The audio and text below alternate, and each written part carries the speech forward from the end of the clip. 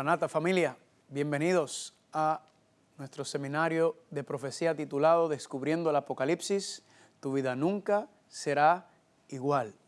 Hoy vamos a comenzar una aventura que esperemos que nos lleve a una comprensión, un entendimiento más profundo de la palabra de Dios y especialmente del libro de Apocalipsis.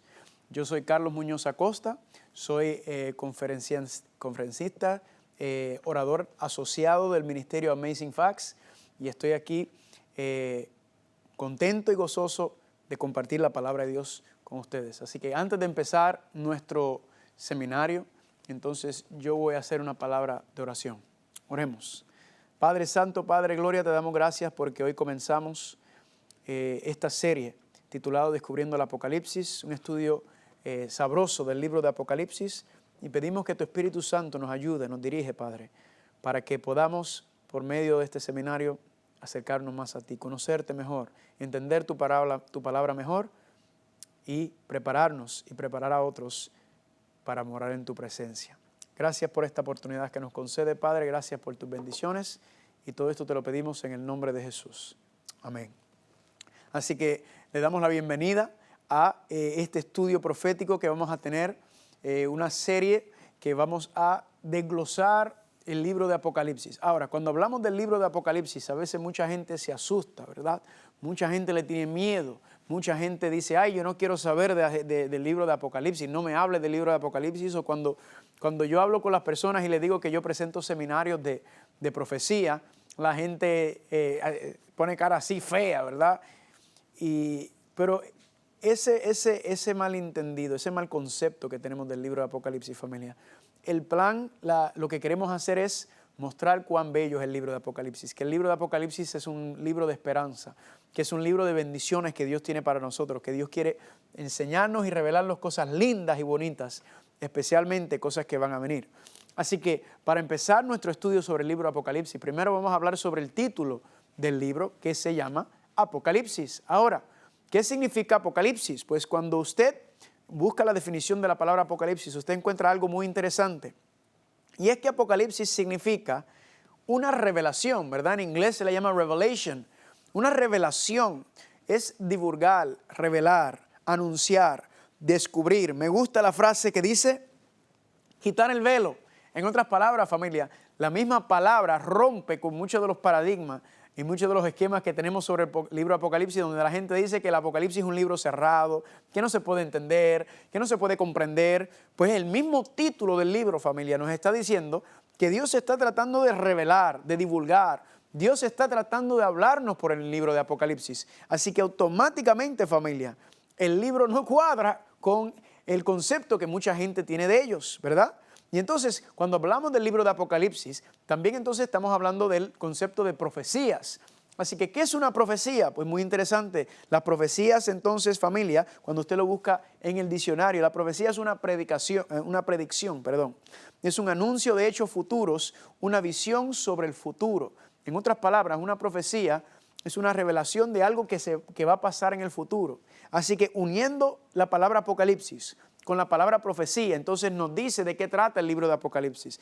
El Apocalipsis es una revelación de Dios sobre el futuro, específicamente hablando del final de este mundo como lo conocemos. Ahora, vamos a entrar un poquito más profundo, vamos a empezar a indagar, porque yo quiero quitarles el miedo a ustedes, yo quiero que ustedes rompan con eso y vean el libro de Apocalipsis como la gran bendición que es. Así que yo quiero que usted abra su Biblia y me acompañe en Apocalipsis capítulo 1, el último libro de la Biblia, muy sencillo de encontrar, ¿verdad?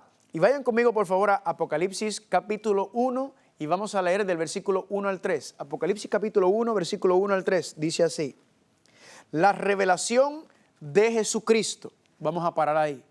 Abriendo el libro de Apocalipsis, ¿qué nos está diciendo? Que es la revelación de Jesucristo. O sea, no solamente es una revelación, no solamente es que Dios está dando a entender algo, sino que este mensaje nos llega directamente de Cristo Jesús. Ahora, yo me acuerdo, yo era maestro en la ciudad de Nueva York y cuando teníamos tiempo en las horas de almuerzo, nos reuníamos con un grupo de maestras a estudiar la Biblia. Y en esos periodos de tiempo nos poníamos a leer los evangelios y muchas otras cosas, pero yo soy un poco más intranquilo. A mí me gusta darle un poco de sazón a las cosas.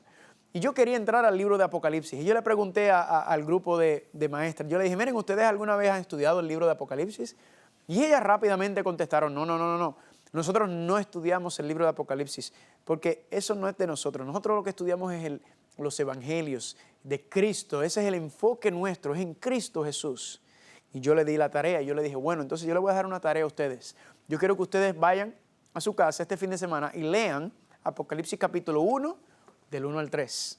Cuando vino la otra semana, cuando nos reunimos otra vez, ellas vinieron muy sorprendidas y dijeron, wow, Mr. Muñoz, si el libro de Apocalipsis es la revelación de Jesucristo.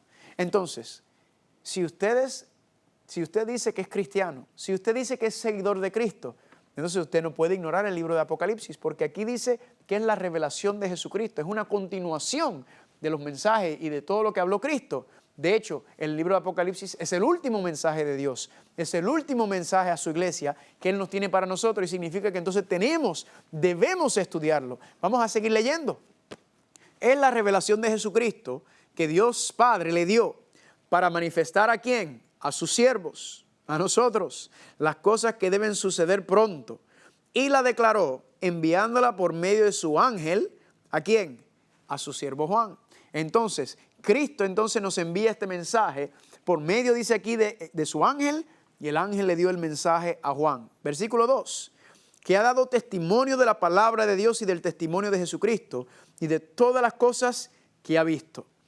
Bienaventurado el que lee, los que oyen las palabras de esta profecía y guardan las cosas que en ellas escritas, porque el tiempo está cerca. Familia, aquí hay una bendición. Bienaventurado significa bendecido. Todo aquel que lee, lo que acabamos de decir nosotros, los que oyen, lo que estamos haciendo nosotros aquí, ¿verdad? Dice que la fe viene por el oír y el oír por la palabra de Dios. Y los que ¿qué? Y los que guardan las cosas que en ellas escritas están, porque el tiempo está cerca. Aquí hay una triple bendición, familia. Por leer, por oír y por guardar. Significa por seguir, por atesorar lo que Dios nos está diciendo en el libro de Apocalipsis. Eso es lo que el Señor nos está tratando de hablar. Así que con esos 3 versículos hemos roto con los esquemas, hemos roto con las personas que le tienen miedo, que dicen que no se puede entender el libro de Apocalipsis, que dicen que es un libro cerrado. No, todo eso se cae comenzando el libro de Apocalipsis, porque es una revelación de nuestro Señor Jesucristo. Así que gloria a Dios por eso. Ahora, antes de empezar a estudiar el libro de Apocalipsis, en esta primera presentación, lo que quiero hacer es entrar en un tema muy importante. Y el tema es si podemos confiar en la palabra de Dios. Si podemos confirmar la inspiración de la palabra de Dios. ¿Y por qué se lo digo? Porque antes de hablar del libro de Apocalipsis, primero tenemos que probar, tenemos que ver que la palabra de Dios verdaderamente viene de Dios, que es un libro increíble, sobrenatural, que tiene un mensaje mucho más allá de cualquier cosa que podría estar aquí en la tierra. Y mucha gente a veces duda del libro de Apocalipsis, mucha gente se cuestiona, mucha gente no cree que puede confiar en la Biblia porque fue escrito hace tantos años y quién sabe quién lo escribió y con qué intención. Pues familia, vamos a romper y vamos a estudiar todo este tema en esta primera presentación para poner las bases y para darle la confianza de usted saber que vamos por buen camino. Hay 4 maneras de confirmar la inspiración bíblica. 4 maneras que podemos confirmar lo que la palabra de Dios nos está diciendo. Hay más, pero yo quiero estudiar con ustedes 4. La primera es la ciencia, la segunda es la historia, la tercera son las profecías y el cuarto los testimonios. Ciencia, historia, profecías y testimonios. Como mencioné, hay muchas otras maneras también, pero solamente por asunto de tiempo nos vamos a enfocar en esas 4. Vamos a empezar con el asunto de la ciencia. Mucha gente se sorprende cuando yo digo que la ciencia verdaderamente confirma la inspiración divina, que la ciencia apoya la inspiración divina. Y la gente dice, pero ¿cómo es posible? Si no, la ciencia no se contradice con la Biblia. Le voy a mostrar que no. Miren lo que dice en Job capítulo 26, versículo 7. Él, hablando de Dios, extiende el norte sobre el vacío y cuelga la tierra sobre nada, ¿verdad? Conocimiento muy general hoy en día. Todo el mundo dice, sí, eso no es nada nuevo lo que me está diciendo ahí en el libro de Job. Lo que pasa es, familia, es que el libro de Job se escribió, se cree que fue uno de los primeros libros que se escribió hace más de 3.000 años atrás, familia. Entonces, ¿qué es lo que está diciendo, familia? Dios está diciendo desde antes que la tierra cuelga sobre la ¿qué? Sobre la nada. Eso, familia, no será asombroso para nosotros, pero ese conocimiento es considerado la ciencia moderna. Dentro de los últimos 500 años es que los astrónomos han llegado a entender que la tierra está colgando sobre el vacío, familia. Este concepto desde el comienzo ya Dios lo había revelado, amén. Principios de ciencia. Dice Levíticos capítulo 17, versículo 11, y es que la vida de todo ser está en la sangre. Nuevamente nosotros sabemos que la vida está en la sangre, que si nos desangramos, pues morimos, ¿verdad? Porque entonces el cuerpo no tiene cómo transportar el oxígeno y todas las bendiciones y los minerales y las proteínas y todo lo que necesitamos por medio de la sangre. Ahora, nuevamente, esto para nosotros no es nada nuevo, pero esto también es ciencia moderna. Esto es el libro de Levítico, familia, que es el tercer libro de la Biblia que también escribió Moisés, nuevamente escrito hace más de 3.000 años. Y cuando usted entonces mira y analiza el texto, usted se está dando de cuenta de ¿qué? ¡Wow! Principios científicos en la Biblia. Miren lo que dice el Salmo capítulo 104, versículo 1 y 2. Dios mío, el que se cubre de luz como de vestidura, que extiende los cielos como una ¿qué? Como una cortina. El Salmo 104 nos dice que Dios está extendiendo los cielos como una cortina. Es interesante notar que los científicos modernos, la astronomía, ha encontrado que el universo se está expandiendo, que el universo se está ampliando, que está creciendo el universo. ¿Qué nos está diciendo eso, familia? Que si se está expandiendo, que si está creciendo, entonces lo que nos está diciendo el Salmo 104 es veraz, que dice que ¿qué? Que se extiende como una cortina nuevamente. Esto es algo de la ciencia moderna y ya este principio ya estaba explicado en el Salmo 104, escrito hace más de 3.000 años, mucho antes de la ciencia moderna. Así que familia, esos solamente son algunos pedacitos y destellos de lo que se puede encontrar. Podemos pasarnos todo el día haciendo esto, pero sí hay un principio muy interesante, sí hay un principio que quiero compartir con ustedes. Este hecho histórico quizás es uno de mis favoritos, analizando y mirándolo a la perspectiva de la ciencia, y es con Cristóbal Colón. Si usted sabe, Cristóbal Colón es quien se le da el crédito, ¿verdad?, por descubrir América. No se descubre nada porque ya estaba ahí, pero bueno, descubrirlo para las personas que estaban en el Viejo Mundo, en Europa, ¿verdad? Entonces, Cristóbal Colón, familia, la ciencia del tiempo de Cristóbal Colón, los científicos decían, el consenso general era que la Tierra era plana, ¿verdad? Que la Tierra era plana y que no, si usted se trataba de aventurar más allá del mar, que era lo que ellos veían en el horizonte, usted se hubiera caído en el abismo y se hubiera perdido. Y quién sabe lo que le hubiera pasado. Porque había incertidumbre, no se sabía. Pues familia, Cristóbal Colón en sus cartas le dijo a los reyes católicos que él se iba a aventurar, que él iba a ir. Esto fue en el año 492. Y él dice en sus cartas, dice que para la ejecución de mi empresa de viaje, dice él, a las Indias, no he utilizado razón, ni matemática, ni mapas, sino solo apliqué lo que había dicho el profeta Isaías. El famoso navegador Cristóbal Colón dice, yo no me dejé llevar por los científicos, por los instrumentos, por los mapas, por nada de eso. Él dice, yo solamente me dejé llevar por lo que dijo el profeta Isaías. Ahora, ¿qué fue lo que dijo el profeta Isaías? Que Cristóbal Colón se aventuró, se atrevió a ir lo que supuestamente era una muerte segura. Pues miren lo que dice Isaías capítulo 40, versículo 22. ¿Acaso no lo saben? ¿Nunca lo han oído? ¿Nunca les dijeron desde el principio? ¿Acaso nadie les enseñó esto desde que se fundó la tierra? Él, Dios, está sentado sobre el globo de la tierra. Familia, aquí esto fue lo que Cristóbal Colón leyó. Y dice él que cuando vio que la Biblia decía que estaba sentado sobre el globo de la tierra, la esfera, ¿verdad? Un concepto tridimensional que no existía en esos tiempos. Él dice que él sabía entonces que la tierra no era plana, como la mayoría del consenso científico decía, y por eso se aventuró, se tiró a ¿qué? A tratar de buscar y de entender mejor. Y ya sabemos, gracias a eso, aquí estamos, ¿verdad? No tenemos que entrar en debate sobre los pormenores, los negativos especialmente, pero solamente lo estamos dando como un hecho, como una declaración. Así que quiero que sepan, familia, que la ciencia y la Biblia no se contradicen. La ciencia y la Biblia no se contradicen. Familia, la ciencia es simplemente el ejercicio en donde se recoge información, se recoge datos, ¿verdad? Los científicos, ¿qué utilizan? Utilizan todo tipo de instrumentos, de observaciones para poder obtener datos, información sobre el mundo natural. Eso es lo que es la ciencia, es la recopilación de información, ¿verdad?, del mundo natural para poder entender y explicar el mundo natural. ¿Qué es lo que pasa? Que el problema no es la recopilación de la información y los datos. El problema con el cual nos encontramos es la interpretación que se le da a esa información, a esos datos, en donde está el problema, porque hay veces que personas tienen intereses económicos, tienen intereses filosóficos, tienen intereses de reputación, ¿verdad? Intereses intelectuales, financieros. Entonces, es el problema la interpretación que se le da a los hallazgos científicos, donde consiste el problema, pero como usted puede ver, familia, no hay un problema con la Biblia. ¿Qué es lo que pasa, familia? Que la Biblia no es un libro de ciencia, no me malentienda. Lo que pasa es que la Biblia contiene verdades científicas, tiene principios científicos que podemos ver. Y otra manera de analizarlo y entenderlo es que mucha gente a veces creen que porque la ciencia no puede explicar a Dios, no puede ver a Dios, no puede medir a Dios, no puede oler a Dios, que Dios no existe. ¿Cuál es el problema con eso? Que la ciencia está hecho para explicar el mundo natural. El propósito de la ciencia es entender y comprender lo que el mundo natural, cómo se comporta, cómo hace, cómo se mueve.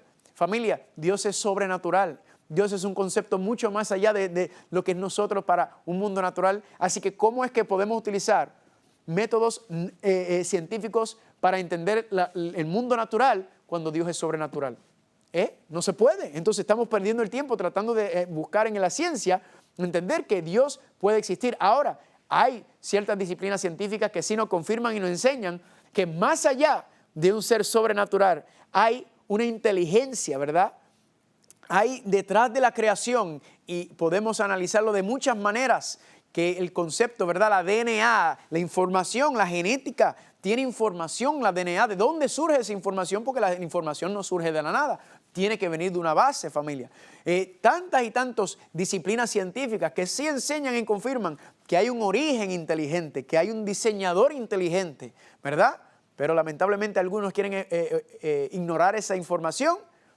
Yo sigo poniendo mi fe en la palabra de Dios. Y alguna gente me pregunta sobre la teoría de la evolución y me dicen, pero Carlos, pero ven acá, ¿la evolución no contradice el relato de la creación que aparece en la Biblia? Pues quiero que sepas que la Biblia habla sobre la teoría de la evolución, y durante este seminario vamos a ver eso y lo vamos a estudiar y analizar a la luz de la palabra de Dios para ver. Pero quiero dejarle un toquecito para no dejarlo completamente sin nada. Mire lo que dice Marcos capítulo 10, versículo 6. Dice, pero desde el comienzo de la creación, está hablando Cristo, Dios hizo al hombre y la mujer. Aquí Cristo mismo está hablando y diciendo que desde el comienzo de la creación fue que el hombre y la mujer se hizo. Nota que no dice que desde el comienzo hubo miles y millones de años, que después una evolución al hombre. Él dice desde el comienzo. O sea, Cristo está reafirmando el relato de Génesis capítulo 1, 2 y 3. Así que yo no sé usted, yo me llamo cristiano, yo le creo a lo que dice Cristo aquí, amén. Aunque la gente pueda tratar de darle vueltas y otros asuntos, familia, si nos vamos con la Biblia, nos vamos seguros.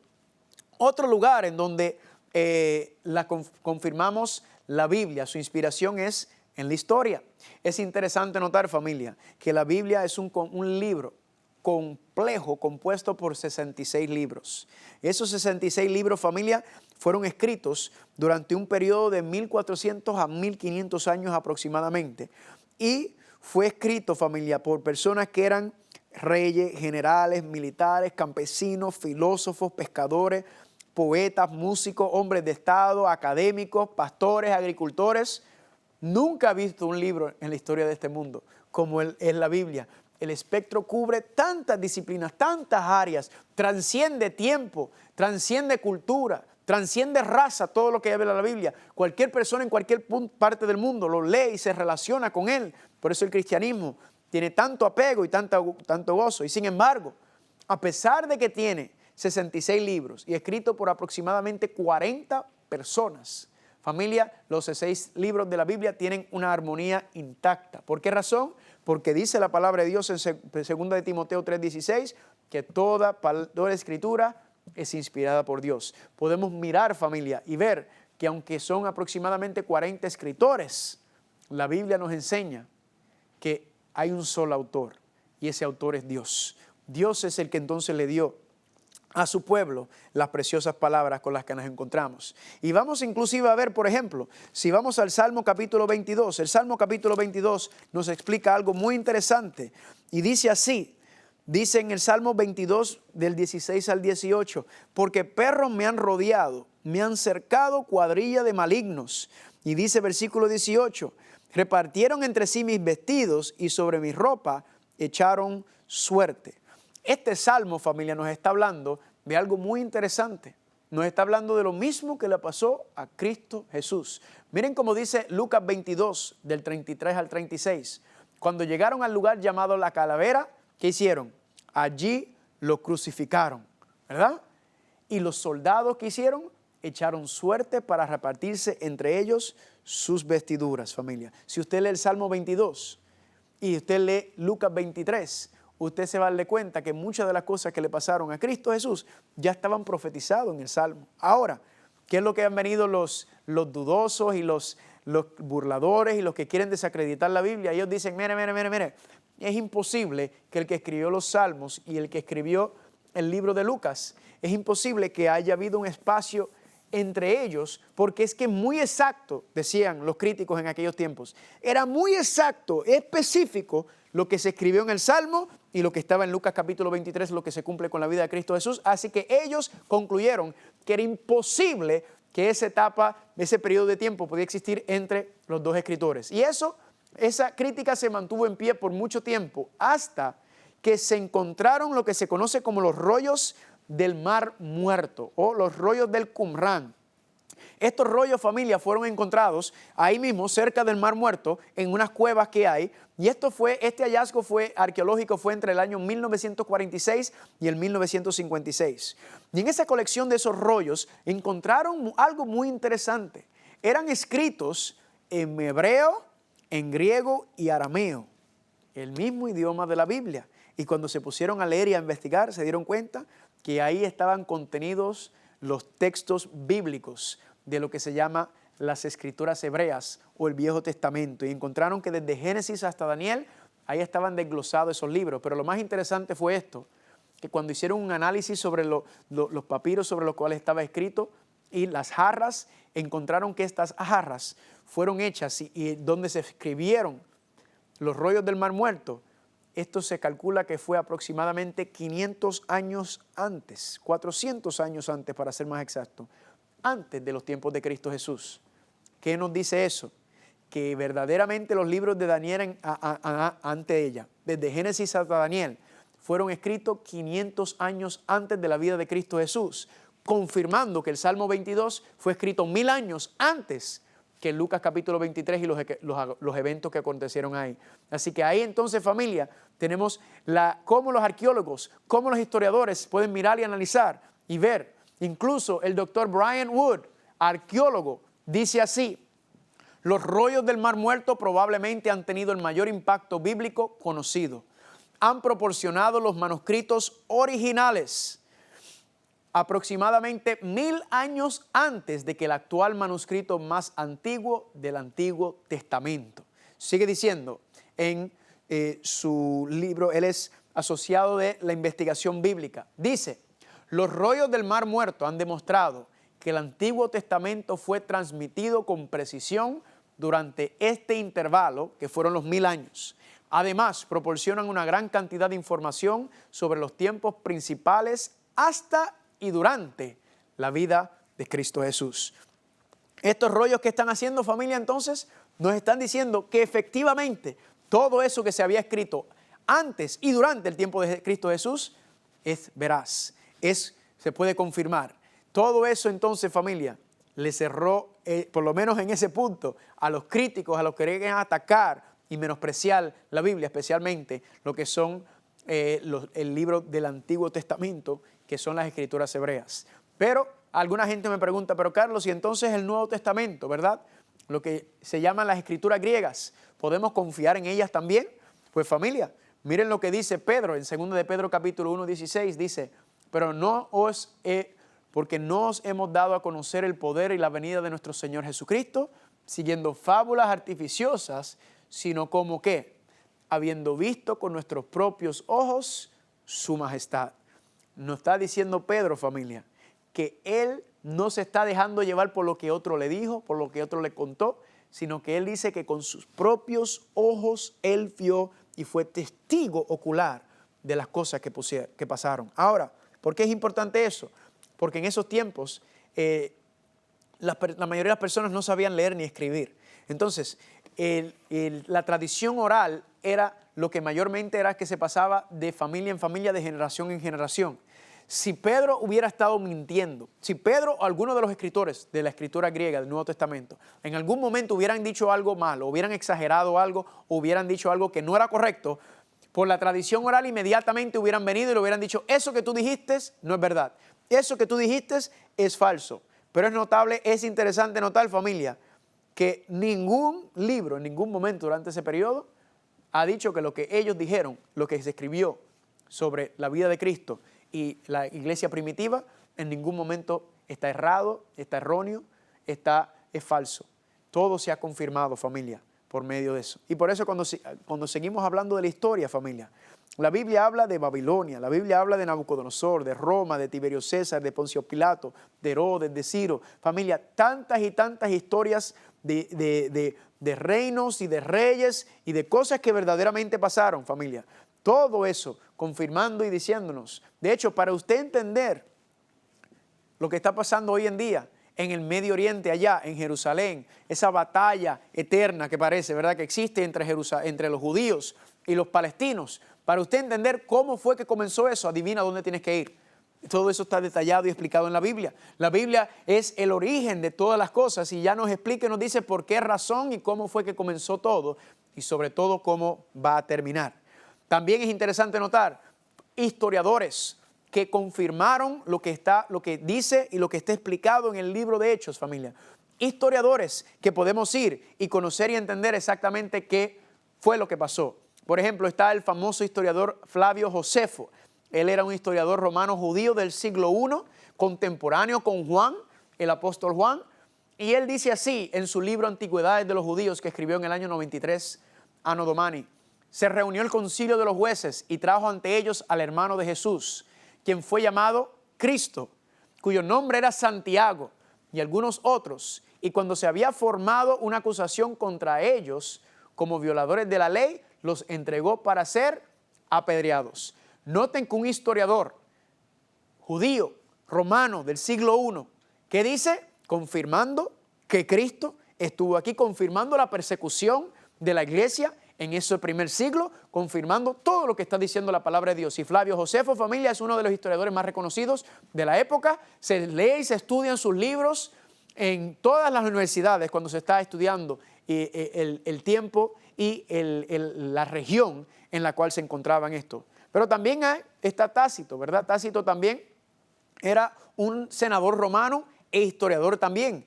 Y él escribió también en su libro Anales, esto lo escribió en el año 115, Anno Domini, nuevamente, bien cerca de lo que pasó con la iglesia primitiva, encima contemporáneo con lo que estaba ocurriendo. ¿Y qué decía? ¿Qué puso Tácito? Cristo, de quien el nombre tuvo su origen, sufrió la pena capital durante el reinado ¿de quién? De Tiberio, a manos de uno de nuestros procuradores, Poncio o Pilato. Familia, es increíble cómo podemos ir a la historia, buscar la evidencia histórica y confirmar nuevamente los eventos que pasaron en la palabra de Dios. Familia, hay historiadores griegos, romanos, judíos, paganos, todos dieron cuenta, todos hablaron y todos dieron cuenta y la veracidad de la palabra de Dios y los eventos que fueron escritos y detallados ahí.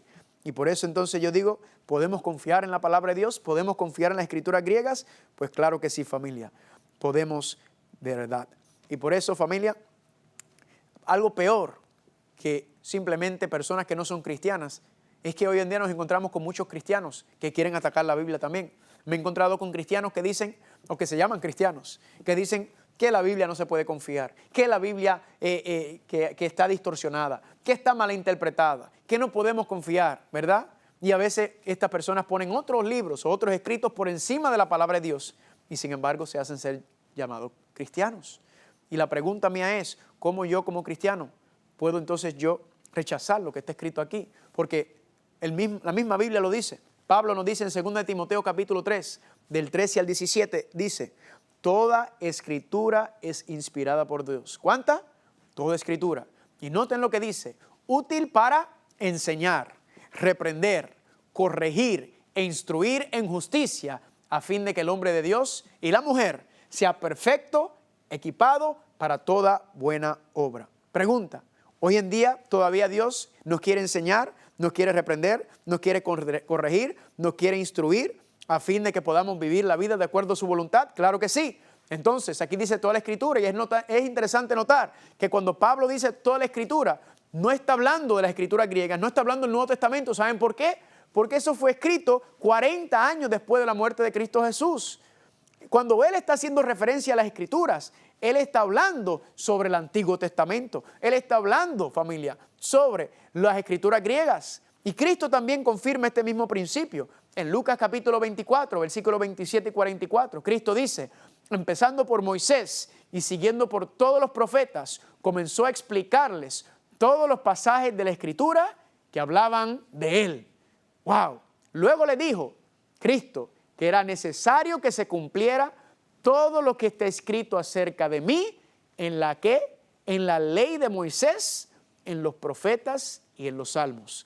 Cristo diciéndonos que exactamente lo que habíamos dicho, familia, que todo, familia, lo que está escrito aquí.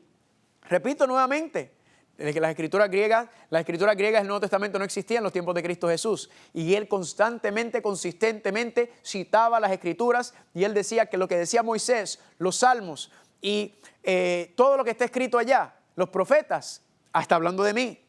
Familia, por eso yo a veces soy un poco cuidadoso. Yo no utilizo mucho el término del Nuevo Testamento y el Viejo Testamento. Primero porque hay personas que utilizando ese concepto lo que quieren hacer es deshacerse del Antiguo Testamento, porque dicen, ay, eso es viejo, eso ya pasó, ¿verdad? Nosotros somos del Nuevo Testamento. Pues familia, todo lo que acabamos de leer nos dice que no es así, porque Cristo dice, todo eso que estaba escrito allá, habla de mí, señala a mí, me está viendo a mí. Ahora, ¿por qué yo no uso mucho ese término de Nuevo Testamento, Viejo Testamento? Porque para mí no hay dos testamentos, no hay un Viejo Testamento y un Nuevo Testamento. Para mí es un solo testamento y es el testamento de Cristo Jesús. Desde Génesis hasta Apocalipsis, familia. Toda la Biblia señala, resalta a uno y ese uno es Cristo Jesús. Es el testimonio de Cristo. Ahora, no me malentienda, sí hay dos pactos, un viejo pacto y un nuevo pacto, pero eso vamos a ver más adelante. Tengo un tema, una presentación completo sobre la diferencia entre el viejo pacto que creo que le va a gustar. Otra cosa, otra manera de confirmar la inspiración bíblica es por medio de las profecías, ¿verdad? Ya es ciencia, historia y ahora profecías. Miren lo que dice Dios en Isaías capítulo 46, versículos 9 y 10. Dice, acuérdense de los primeros sucesos de la antigüedad, porque yo soy Dios y no hay otro. Nada hay semejante a mí, dice el Señor. Yo anuncio desde un principio lo que está por venir y doy a conocer por anticipado lo que aún no ha sucedido. Estos dos versículos de Isaías capítulo 46, familia, nos enseñan un principio lindo. Es uno de mis versículos favoritos, en donde Dios está diciendo que no hay nada ni nadie como yo. Yo soy único en el universo. ¿Y cómo es que Dios nos dice eso? Dice, vayan a las profecías, estudien las profecías y digan, como decía el versículo, acuérdese de los primeros sucesos que ya yo se los había anunciado. Y dice, y doy a conocer por anticipado lo que aún no ha sucedido.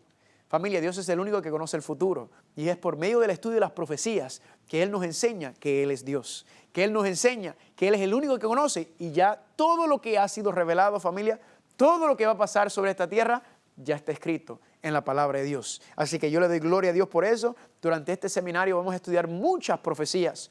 Profecías muy lindas, profecías de tiempo, que tienen fechas, eventos, lugares, personajes históricos que podemos confirmar por medio de la historia y podemos ver y analizarlo y ver cuán veraz y cuán real es todo lo que estamos diciendo. Así que por eso yo digo, gloria a Dios. Y la cuarta manera en que podemos confirmar la inspiración bíblica es por medio de los testimonios, ¿verdad?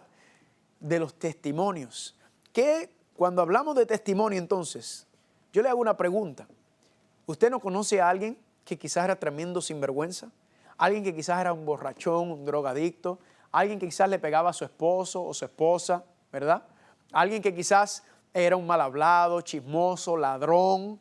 Gente, todos hemos conocido gente así, que han cambiado, que han sido transformados, que el poder de Dios los ha hecho una nueva criatura. Pues ese es el resultado. Por eso dice 2 Corintios capítulo 5, versículo 17. De modo que si alguno está en Cristo, nueva criatura es. Las cosas viejas pasaron y aquí todas son hechas nuevas. Gloria a Dios. La palabra de Dios dice que Dios quiere hacernos una nueva criatura. Quiere cambiar nuestra naturaleza. Quiere cambiar, hacernos nuevos. Dios tiene una gran bendición. Dios no quiere cambiar solamente tu vida, hacer unos ajustes, perdón. Dios quiere cambiarlo y transformarlo completamente, familia. Esa es la bendición. Y yo soy testimonio, familia, de esta transformación que Dios quiere hacer en tu vida. Porque hace 10 años usted me ha conocido, o me hubiera conocido, y usted hubiera dicho, tremendo sinvergüenza este muchacho. Yo vivía los placeres de la vida, bebiendo, fiestando, en todos los lugares equivocados, con todas las personas equivocadas, haciendo todas las personas equivocadas. Drogas, todo, familia. Pero deprimido, hasta contemplé suicidarme. ¿Y sabes qué? Fue cuando toqué fondo que miré hacia arriba y le di una oportunidad a Dios. Y yo soy testimonio, familia, de que el poder de Dios puede transformar vidas. ¿Por qué? Porque lo he vivido yo mismo y mi familia y mis amistades son testigos del cambio que Dios ha hecho en mi vida. Eso no se lo puede quitar nadie. Eso nadie lo puede decir, que hablar por mi propio testimonio. Así que yo le doy gloria a Dios por eso. Ahora, vamos a entrar un poco, ya haber pasado esa confirmación, y vamos a entrar un poquito ahora en el asunto de la profecía. Hay mucha gente que se dice y me comentan, pero ¿por qué es tan difícil entender las profecías? ¿Por qué es que hay tanta gente que dice tantas cosas, verdad? Y todos se contradicen y tanta confusión. Pues eso es sencillo encontrarlo. Pedro lo explica en 2 de Pedro capítulo 3, versículos 16 y 17. Y miren lo que dice Pedro. En casi todas sus cartas, hablando Pedro de Pablo, donde habla de estas cosas, aun cuando entre ellas hay algunas que son difíciles de entender y que los ignorantes e inconstantes tuercen, como hacen también con las otras escrituras, para su propia perdición. Aquí nos enseña y nos está hablando, familia, que qué es lo que hacen los inconstantes, los ignorantes. Tuercen la palabra de Dios, viran la palabra de Dios, ¿verdad? Por su propia perdición. ¿Qué es lo que Dios nos está tratando de decir aquí, familia? Familia, aquí no es lo que yo digo, aquí no es lo que yo creo, aquí no es lo que a mí me gusta, aquí no es lo que me enseñaron. Familia, aquí es lo que yo puedo confirmar por la palabra de Dios. Y durante este seminario vamos a estudiar y vamos a poner ese principio a prueba. Aquí es lo que podemos confirmar bíblicamente. ¿Por qué? Porque es que no hay varias interpretaciones a las profecías. Hay alguna gente que dicen, bueno, es que aquí lo interpretan de esta manera, allá lo interpretan de esta manera, ustedes lo interpretan de esta manera. Familia, dice claramente en 2 de Pedro capítulo 1, versículo 20, que entendiendo primero esto, que ninguna profecía de la Escritura es de interpretación privada. Ninguna profecía de la Escritura es ¿de qué? De interpretación privada. Yo no puedo venir a tratar de interpretar esto como yo quiero, como a mí me gusta, como a mí me conviene. Yo tengo que dejar que la misma Biblia sea la que se explique y la misma Biblia es la que se habla, familia. Ese es el principio bíblico. Eso es lo que tenemos que hacer, familia. Solamente hay dos tipos de interpretación de la Biblia: el correcto y el incorrecto. ¿Por qué? Porque la verdad no es subjetiva, familia. La verdad es objetiva, familia. Está aquí. Aquí no hay dos maneras de ver lo que esto. No, es que la Biblia, familia, es una. Así que me pregunto si estamos dispuestos a poner al lado nuestras ideas preconcebidas, lo que nos ha enseñado, y dejar que sea la palabra de Dios la que nos dirige y nos lleve para entender exactamente lo que Dios nos está diciendo. Quiero decirle, le voy a mostrar durante este seminario que hay 3 problemas de interpretación que yo encuentro que las personas con la Biblia. De hecho, son 4, vamos a decir 4. 4 problemas generales con el entendimiento y la interpretación del libro de Apocalipsis. Número 1 es que muchas personas a veces agarran el libro de Apocalipsis y empiezan con el capítulo 1 y van a Apocalipsis 1, 2, 3, 4, 5, 6, sucesivamente, y lo leen como si fuera en lineal, como si fuera un relato cronológico. Y eso es un error grave. ¿Por qué? Porque en que hay una base cronológica al libro de Apocalipsis, verdaderamente Dios utiliza el sistema de la recapitulación en el libro de Apocalipsis y en la literatura apocalíptica en general, donde ese método es repite y amplía, repite y amplía. Entonces, si usted trata de leer el libro de Apocalipsis del 1 al 22, corrido así, como si fuera un relato cronológico, usted se va a enredar. ¿Por qué? Porque van a aparecer los símbolos y las cosas repetidamente. Vamos a ver durante este seminario, yo les voy a enseñar el método que se llama recapitulación. Es un método muy sencillo y nos ayuda a entender que estamos no solamente entendiendo y comprendiendo, interpretando la profecía correctamente, sino que estamos siguiendo los marcadores bíblicos inspirados divinamente para saber que Dios nos está dirigiendo en esto. El otro problema principal que encuentro que con las personas es el alto contenido simbólico y de lenguaje figurado. La literatura apocalíptica, que mayormente se compone por el libro de Daniel y Apocalipsis, encontramos que hay mucha simbología, hay muchos símbolos. No significa que no hay elementos literales, sí lo hay. El problema es que la gente se confunde con los elementos simbólicos y a veces le quieren dar un sentido literal y a veces lo que es literal le quieren dar un sentido simbólico. Así que eso también trae mucho enredo. Vamos a ver, familia, que la misma Biblia nos explica cuándo algo es literal, cuándo es simbólico, cómo interpretarlo y cómo verlo. Y ya mismo vamos a hacer un ejercicio para hacer eso. El tercer punto que encuentro donde la gente se enreda mucho es que no comprenden y entienden que el libro de Apocalipsis está localizado en el santuario celestial. ¿En dónde? En el santuario celestial. Vamos a ver que el libro de Apocalipsis es Cristo caminando por medio del santuario, no el santuario terrenal que Moisés le levantó a Dios, ni Salomón, sino el santuario celestial, ¿verdad? Todo es caminando Cristo por medio del santuario cuando Él asciende al cielo. Desde las diferentes partes del santuario, todo eso lo vamos a analizar más adelante. Y es muchas de las razones por las cuales la gente a veces se enreda. Quiero leer con ustedes un versículo. Vayan conmigo al libro de Hebreos para confirmar lo que les estoy diciendo. Que Cristo está, el santuario, esos viejos, eso pasó. No, familia. En el santuario está el plan de salvación. En el santuario Dios nos ha explicado cómo es que nos va a salvar, cómo es que va a librarnos del pecado por medio de su Hijo Cristo Jesús. Y por eso dice Hebreos capítulo 8, versículos 1 y 2. Acompáñenme, dice ahí. Ahora bien, el punto principal de lo que venimos diciendo es que tenemos tal sumo sacerdote, el cual se sentó a la diestra del trono de la majestad de los cielos, ministro, hablando de Cristo, del santuario y de aquel verdadero santuario que levantó el Señor y no el hombre. Yo digo, gloria a Dios, estos versículos nos están confirmando que Cristo nos está ministrando, no aquí en la tierra, sino está ministrando en el santuario celestial. Ahí también, si quiere ir conmigo, a Hebreos capítulo 9, versículo 24, dice: porque no entró Cristo en el santuario hecho de mano, figura del verdadero, o sea, figura, sombra, tipo del verdadero, sino que en el cielo mismo para presentarse ahora por nosotros ante Dios. Gloria a Dios, familia. La Biblia nos enseña que Cristo está en un santuario celestial intercediendo por su pueblo. Amén. Y vamos a ver a Cristo caminando en el Apocalipsis, caminando por medio del santuario. Por eso la base, el fundamento de este seminario es el santuario, es lo que está explicado ahí. Gloria a Dios por eso. Y el último punto que encuentro que la gente se enreda mucho con Apocalipsis es que quitan el objetivo, quitan la base del Apocalipsis, que es Cristo. Familia, si usted quita a Cristo del Apocalipsis, usted no tiene nada, porque es la revelación de Jesucristo. Y me encuentro con mucha gente que a veces se enfoca más en el anticristo del Apocalipsis que en el mismo Cristo.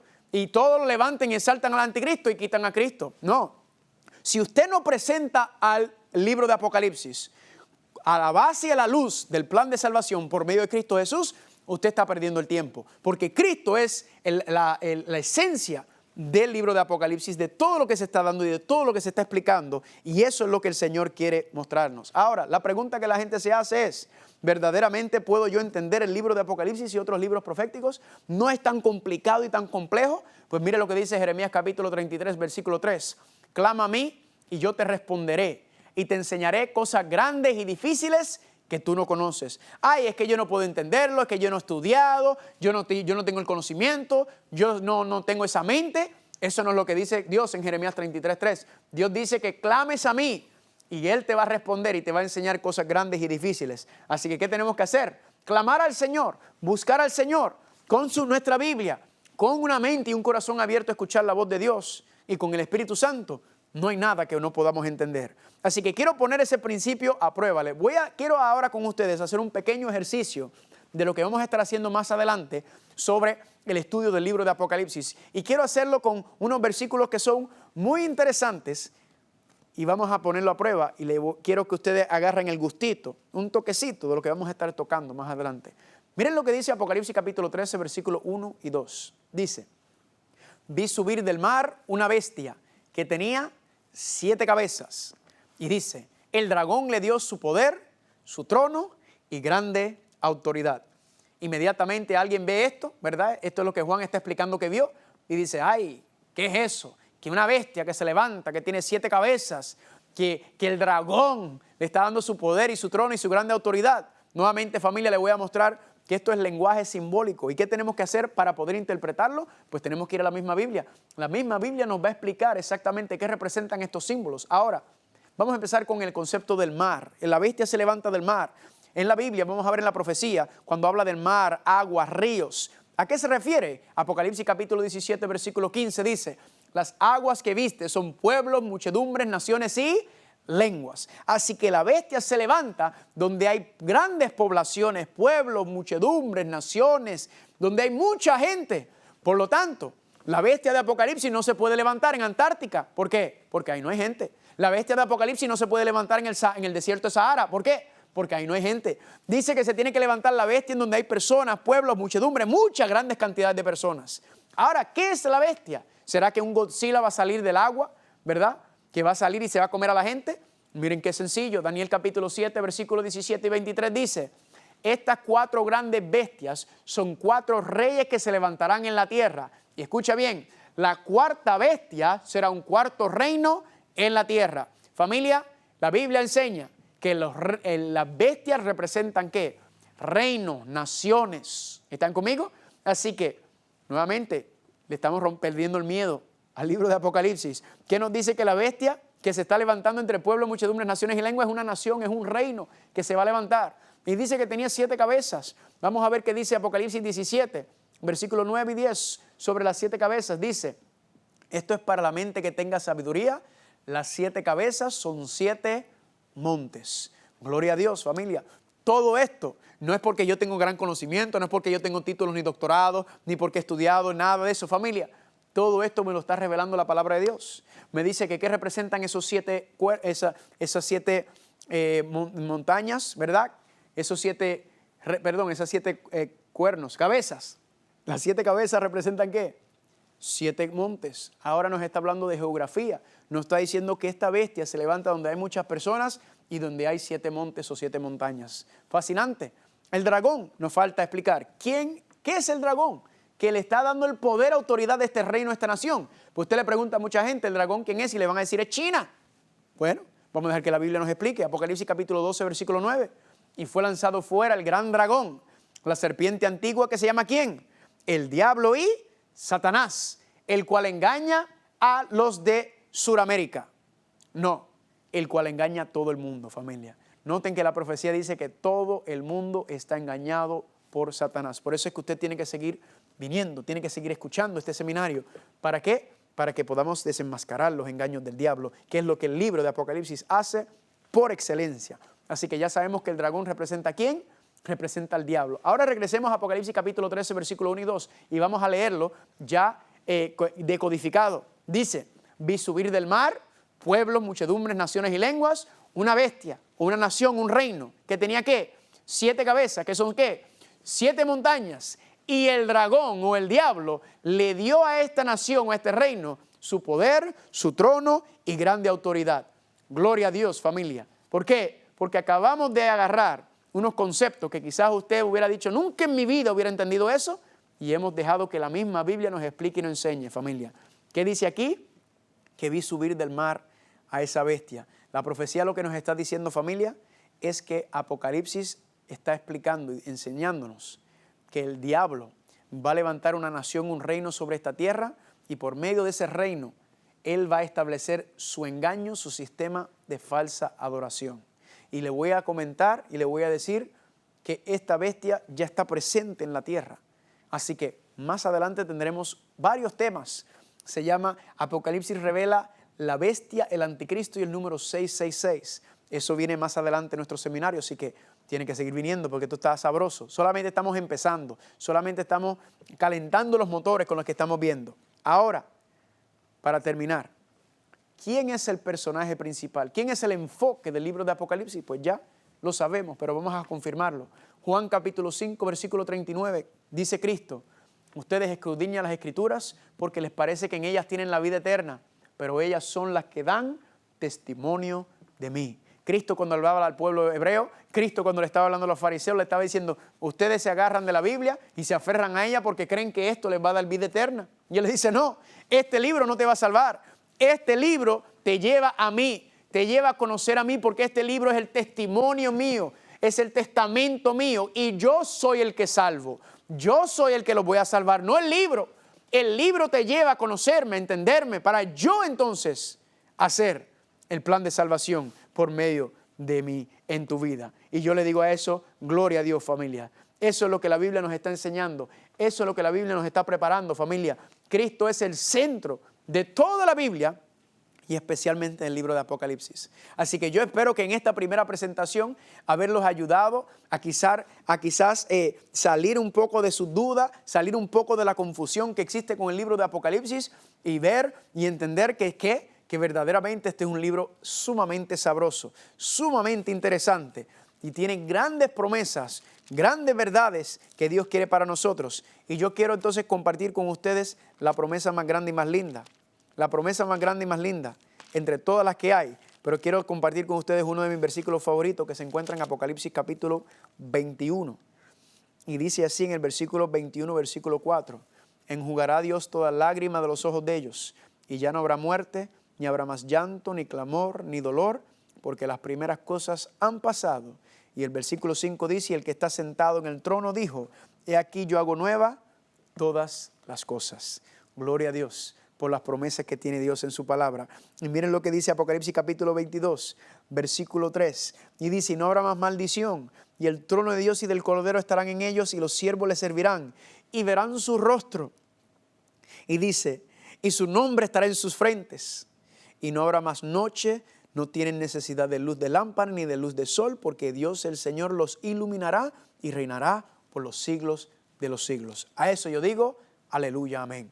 Dios, familia, nos está diciendo en su palabra, sí habla de eventos catastróficos, sí Apocalipsis habla de eventos que van a ser verdaderamente devastadores. Vamos a ver más adelante, familia, cuando estudiemos el tema de las 7 plagas postreras, cómo las 7 plagas postreras van a deshacer los 6 días de la creación de Génesis, cómo Dios va a deshacer esta tierra, porque la promesa que Dios dice es: yo no voy a permitir que este mundo continúe para siempre. Yo le voy a poner fin a este mundo, yo voy a acabar con este mundo. ¿Por qué? Porque yo quiero reinar, yo quiero morar con ustedes, con mis hijos. ¿Cuál es el problema? Que el pecado nos ha separado de Dios. Pero vamos a ver en los temas más adelante cómo ese problema se soluciona. Y la solución a ese problema se llama Cristo Jesús. Gloria a Dios por las cosas que vamos a estar viendo, familia. Así que, si yo tuviera que darle el propósito de este seminario, ¿cuál es el propósito, el fin de este seminario? Yo le diría que hay 4 puntos que quiero recalcar.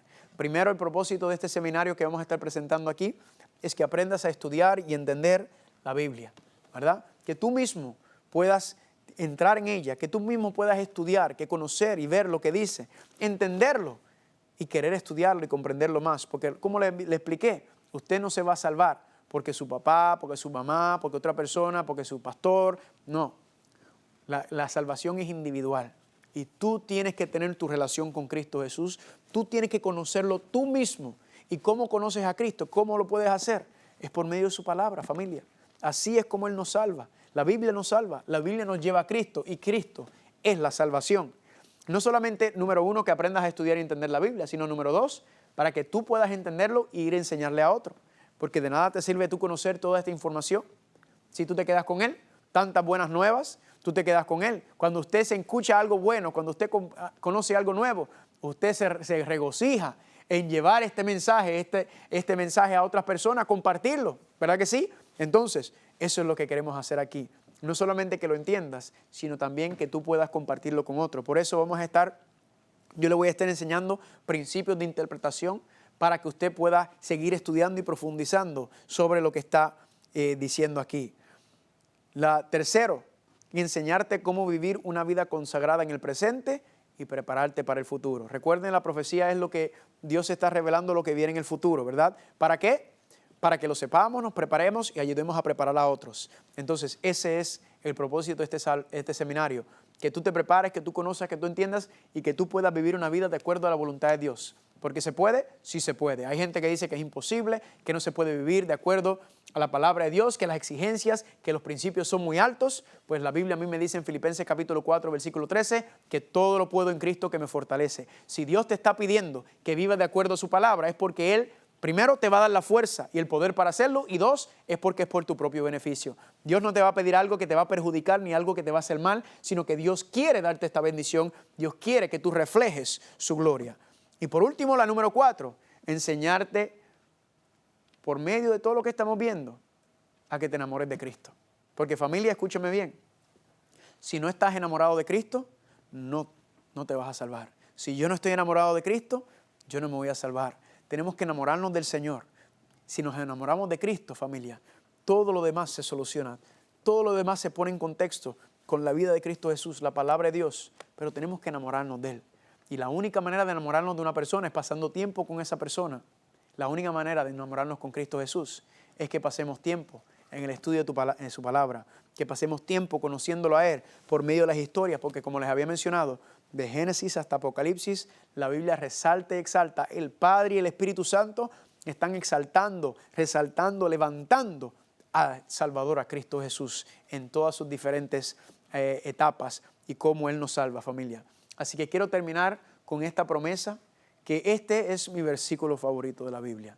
Este es la cuna y el oro de todo lo que yo sigo y me lo trato de vivir todos los días. Y es en Isaías capítulo 41, versículo 10, como dice: no temas, que yo estoy contigo. No desmayes, porque yo soy tu Dios. Yo te doy fuerzas, yo siempre te ayudaré, yo te sostengo con la diestra de mi justicia. Cada vez vamos a estar repitiendo ese mensaje, cada vez vamos a estar hablando de ese versículo, porque yo quiero que usted se grabe eso en la mente. Porque yo no sé el problema, la situación, la dificultad que usted está pasando en tu vida, tu matrimonio, tu familia, en el trabajo, en los negocios. No sé cuál es el problema, salud físico, salud mental, pero yo sé que tienes problemas. Pero Dios te dice en Isaías capítulo 41, 10, no temas, que yo estoy contigo.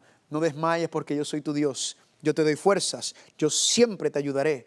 Yo te sostengo con la diestra de mi justicia. Aferrémonos a esa promesa y desde hoy empezar a disfrutar de este seminario, de esta aventura que Dios nos va a llevar. Que puedas seguir gozando conmigo. Que el Señor te bendiga.